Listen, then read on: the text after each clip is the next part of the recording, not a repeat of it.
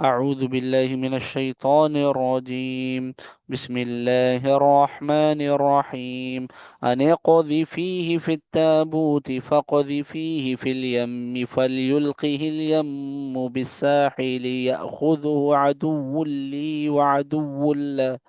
وألقيت عليك محبة مني ولتصنع على عيني، إذ تمشي أختك فتقول هل أدلكم على من يكفله، فرجعناك إلى أمك كي تقر عينها ولا تحزن، وقتلت نفسا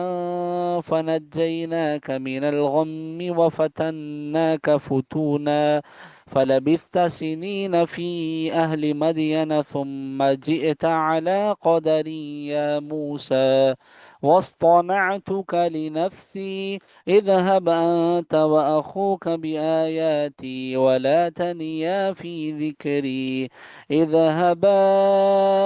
إلى فرعون إنه طغى، فقولا له قولا لينا لعله يتذكر أو يخشى، قالا ربنا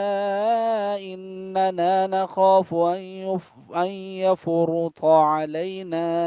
أو أن يطغى، قال لا تخافا إنني معكما أسمع وأرى، فأتياه فقولا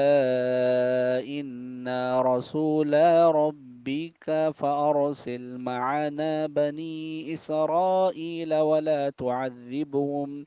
قد جئناك بآية من ربك،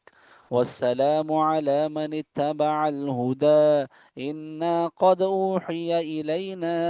أن العذاب على من كذب وتولى، قال فمن ربكما يا موسى، قال ربنا الذي أعطى كل شيء خلقه ثم هدى، قال فما بال القرون الأولى، قال علمها عند ربي في كتاب، لا يضل ربي ولا ينسى، الذي جعل لكم الأرض مهدا وسلك لكم فيها سبلا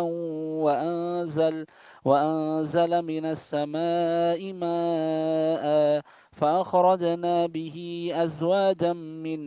نبات شتى، كلوا وارعوا أنعامكم إن